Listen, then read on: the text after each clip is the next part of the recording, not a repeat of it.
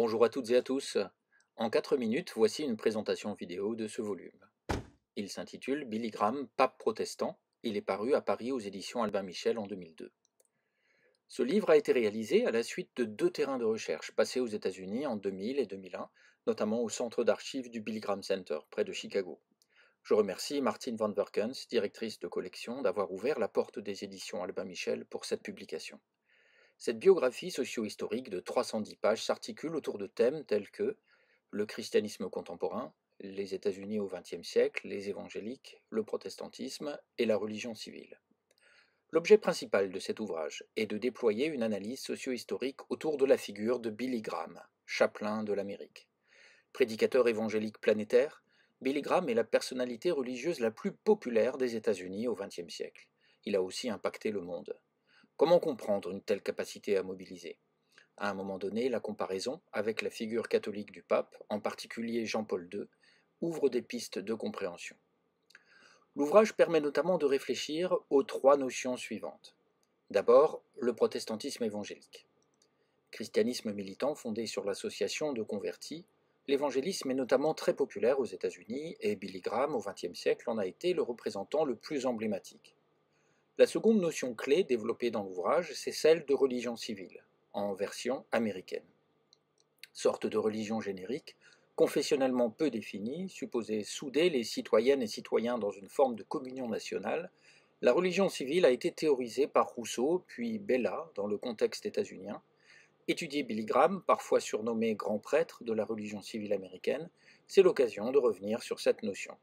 C'est aussi l'opportunité de mieux connaître le télévangélisme, à la croisée de l'évangélisation et des techniques audiovisuelles.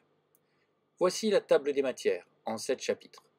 On s'intéresse successivement à la personne, au message, au citoyen, au voyage, à l'image, à l'impact, en terminant au chapitre 7 par une comparaison avec le pape catholique. Qui dit comparaison ne dit pas équivalence.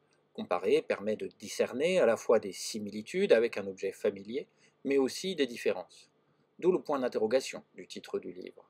Non, Billy Graham n'est pas un pape protestant, bien que certaines convergences s'observent dans la capacité à opérer une mobilisation planétaire via le kérygme chrétien, l'ambition organisationnelle et le charisme fédérateur. Lire ce livre est l'occasion de faire bien des découvertes, au-delà du strict exercice de curiosité autour d'une trajectoire biographique. Billy Graham a été tellement mêlé à la politique, par exemple, que l'étude de son parcours permet de mieux connaître religion, société, politique aux États-Unis. Un glossaire des notions en fin d'ouvrage a été réalisé pour permettre de s'y retrouver dans le paysage protestant et évangélique nord-américain. Une chronologie est aussi proposée, entre autres outils pédagogiques. Sources et bibliographies sont détaillées à la fin de l'ouvrage.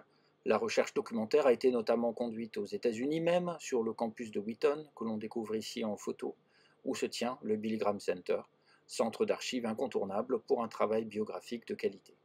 Beaucoup de notes ont été prises sur ordinateur portable, sources primaires et secondaires ont été consultées, y compris naturellement la presse française. La réception du livre a été large, à la fois dans les revues académiques, avec notamment le regard de lectrice avisée de Daniel Hervieux-Léger dans les archives de sciences sociales des religions, et dans la presse et les médias généralistes. Un documentaire France 2 sur Billy Graham, diffusé en 2020, reprend bien plus tard des éléments du livre et en interviewe l'auteur, aux côtés de bien d'autres comme Célia Belin et Denis Lacorne. En espérant que cette vidéo vous a donné envie de lire le livre, vive la recherche!